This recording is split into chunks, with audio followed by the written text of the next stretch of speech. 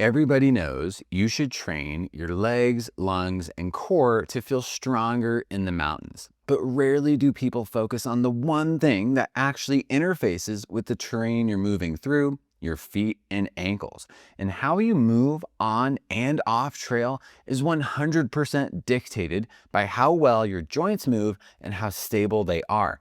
You've got 26 bones, 33 joints, and over 100 muscles, tendons, and ligaments below the knee. And they all need to articulate and stabilize so you can move through whatever the adventure demands. When these systems aren't trained properly, it doesn't matter what fancy footwear you've got on, it will send a cascade of negative consequences up the entire body. We see this all the time with our clients and throughout the hiking community, people dealing with plantar fasciitis and Achilles tendonitis. These injuries are debilitating, but the good news is that they're avoidable and reversible. So even if that's your reality right now, you can overcome it and get back to pain-free adventures.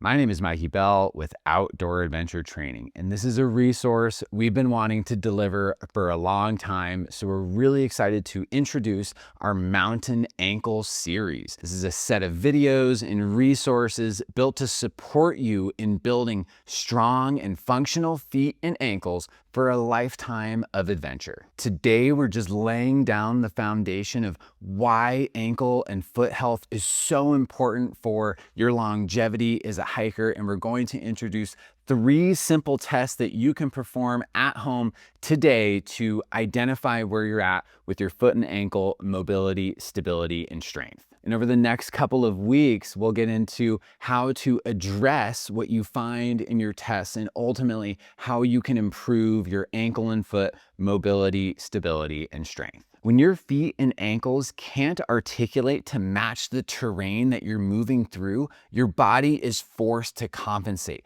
There's no way around it. And that compensation changes the natural biomechanics of your feet and ankles and shifts that load to other joints in your body like your knees, hips, and lower back. And truthfully, most of us can get away with it in daily life, wearing overly cushioned shoes, moving primarily on very flat, predictable ground and office spaces, sidewalks, grocery stores, and there's no stimulus to respond to. There's no obstacles. There's no proprioceptive feedback, and no brain-body connection is being established. Then you take those weak and undertrained city ankles to a real mountain adventure on a technical trail, and it's most likely going to be the first thing to break down. In my 13 plus years as a fitness professional, it's the #1 issue that I see people struggle with, even more so than knee pain. I've dealt with a lot of these issues myself. Back in 2024, I overtrained for an ultra marathon, ramping up my running load too quickly and ended up with plantar fasciitis, Achilles tendonitis, tibialis posterior tendonitis, all at once, plus found out I have a loose fragment of bone floating in my ankle joint that's likely an injury from a long time ago. I was meeting with orthopedic surgeons and discussing my options, and they recommended surgery. And ultimately, I opted not to do that. And instead, I wanted to really learn more about how to build strong and functional feet and ankles so I can continue doing the things I love for the rest of my life. And what we're going to explore in this Mountain Ankle series is the exact tools that I use to help overcome all of these injuries and get back to doing awesome things in the mountains. So if you're dealing with any lower leg injury, I know just how demoralizing and challenging it can be, but I promise you, with the right approach, you can work beyond this and get back to doing what you love most. Without proper ankle mobility and stability, it will catch up to you eventually. For most people, it's not a big catastrophic injury. It's the frequent repeated ankle rolls or the recurring bouts of plantar fasciitis. And ultimately, you stop trusting your feet on technical trails. You lose confidence and you start to wonder if you're ever going to be able to get back to it. And training these systems is exactly what's going to allow you to stay on trail well into your 60s, 70s, and beyond. And the reality is most people never train these things until there's a problem because they think it's my feet and ankles. What more do I really need to do than just go hiking? And it turns out there's a lot we can do. When it comes to foot and ankle issues, we like to look at the big three, and these are the primary problems and limitations that we see: plantar fasciitis, Achilles tendonitis, and limited ankle dorsiflexion. Plantar fasciitis is that crippling feeling when you step out of bed in the morning and it feels like someone wedged a knife right in front of your heel. Achilles tendonitis is that painful, stiff tendon just above the heel that can really limit your range of motion and how much you can tolerate when you're on the trail. And limited ankle dorsiflexion is oftentimes a contributor for both of these injuries, which is essentially your ability to drive the knee over the toe. So in the second half of this video, we're going to explore where those weaknesses are within you so we can then implement the proper training strategies and modalities so you can overcome them. Before we throw any fixes your way, we need to identify where you stand with some simple at-home tests that you can do right now with no equipment. You do need to be barefoot for all of these, and I don't want you to warm up or foam roll your calves or anything first. I want you going into this cold so we can assess truly what your baseline is.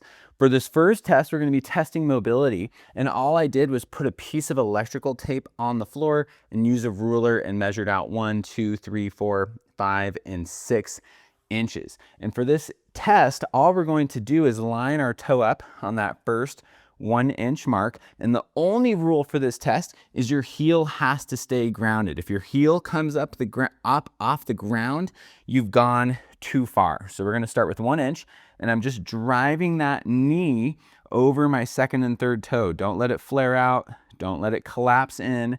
I'm just going straight forward and tapping the knee to the wall. So if you can do that with your heel grounded, then we can back up to 2 inches. And I'm not pushing into the wall. I'm just weighting this leg because we need it to be load bearing for an accurate test. And I got 2 inches there, no problem. I'm gonna back it up to 3 and slowly driving that knee over the toe. Heel is still grounded. Now 4 inches. This is the critical threshold and what most healthy adults should be able to do. This gets you to about 30 degrees of dorsiflexion, which is considered normal and not restricted. If you can't achieve number 4 or 4 inches, that's indicative of some ankle dorsiflexion that's missing. And then we can go ahead and back it up to 5 inches. This is extra credit here. Tapping that knee, no problem. Number 6, and this is going to be about my threshold, barely tapping that knee, heel is grounded. Awesome. And if I go to 7 inches, that's where my heel is going to come up off the ground. So 6 is my threshold. That's great information, but we need the other side too. And this is really the most important part. So we're going to retest on the other side, starting at 1 inch, tap, no problem. 2 inches, heel is staying grounded. 3 inches, and then that critical threshold at 4 inches, boom. 5 inches, got that, and 6 inches. Heel is still grounded, and I'm guessing at 7 on this side, that heel is gonna come up. So what we're really looking for is any asymmetry between sides, and anything greater than 1.5 centimeters, which is a little over ½ an inch, indicates some missing dorsiflexion in one of your joints. So record those numbers, keep those aside, and we can plug them into our Mountain Ankles PDF and give you a proper assessment and score. We're gonna move along from mobility to stability next. This one's pretty simple. You might have already done these kinds of tests. You are gonna need some sort of a timer here. I have a 30-second stopwatch on my wrist here, and we're just gonna test our baseline balance on one leg. I have a timer here for 30 seconds, so we'll get that started. And I'm just balancing on one leg with my eyes open. And here we're testing that external feedback. You can see your surroundings just like you might when you're out on the trail and hiking. And of course, I feel that stability working in my feet and ankles, but I can actually get pretty dynamic with this one. If you're really struggling balancing here, take note of that and log the time at which you lost your balance. So we'll give that left leg a bit of a break and we'll retest on the other side. So go into the right leg. And you notice, and this is just habit from training, I have a bend in my ankle, knee, and hip that does add some stability. You could do this with your leg locked out, but honestly, I think a slightly more accurate representation of where you're at with your stability and maybe some muscular endurance is keeping that slight bend. So we're on the right leg here, eyes still open, 30 seconds. Not really a problem for me. And if it is for you, that's okay. This is why we're doing these tests, to identify where those weak links are.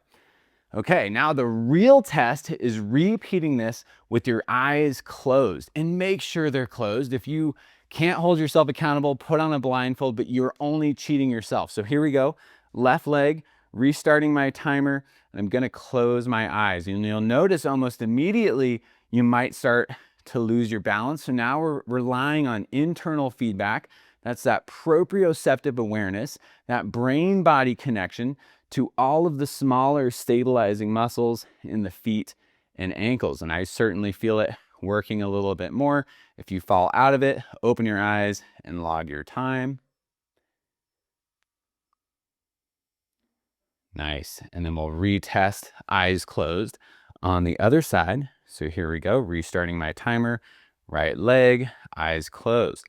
This right foot is the one that I had plantar fasciitis, Achilles tendonitis, posterior tibial tendonitis, and I have a floating bone fragment in this ankle. So this is my less stable, less reliable problem ankle, and I'm always very mindful of that, but it seems to be performing well so far. And the eyes closed, single leg balance test for a full 30. Nice. Okay, so make sure you're recording all of these.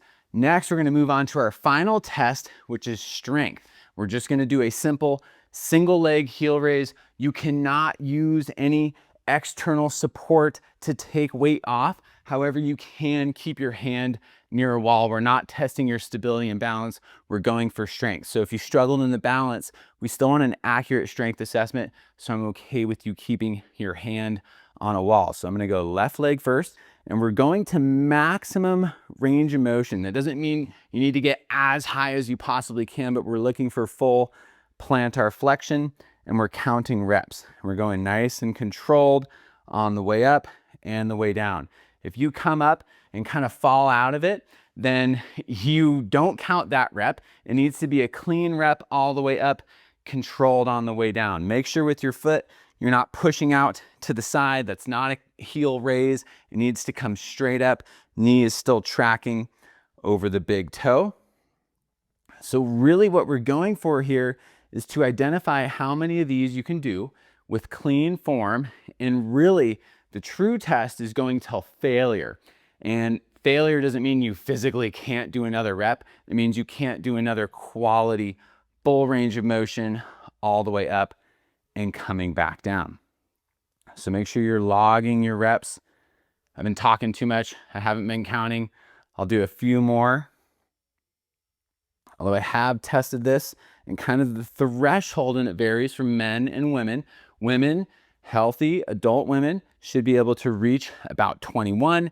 And for men, it should be about 24. I've done this test before, and I know that I can do 24. If you're over the age of 60, you can reduce those numbers by 10. That's a more accurate representation of where you're at. We'll switch legs here. So again, I'm just using this wall for some stability, so I can really just focus on the strength. I'm not pushing against or pushing off the wall in any way. And notice how slow and controlled these reps are. I'm not just cranking them out. That's not a good assessment of strength. We're using momentum, we're using balance. It needs to be clean, heel up as high as you can, and then down slow. If you're getting to a point where your height is getting lower and lower, you're done. Go back to your last number. So I'm trying to keep those toes splayed. little bend in the knee and lifting that heel up. Gonna get just a few more on this side. Pause this video, count them out correctly, log them accurately. Nice. So again, with all three of these tests, we have our mountain ankles test PDF, link in the description below. You can plug in all of your numbers and kind of see where you stand. Even if you passed all of these tests, it doesn't mean that your feet and ankles are bulletproof, because you can thrive in all of these tests, but then at hour 12 of a long hike, you could still be really feeling it in the feet and ankles. But this is a great place to start and identify where those weak links might be for you, whether it's the mobility, stability, or strength component, and we can start rebuilding from there. And if it's all three, that's okay. That's what we're here for. Make sure you're subscribed to the Outdoor Adventure Training YouTube channel, because we have more videos coming in our mountain ankle series. And in the next one, we're going to talk about how to improve all three of these things so you can thrive, stay durable on trail, and keep adventuring for many years to come. That's what we're all about here, and we'll see you in the next one.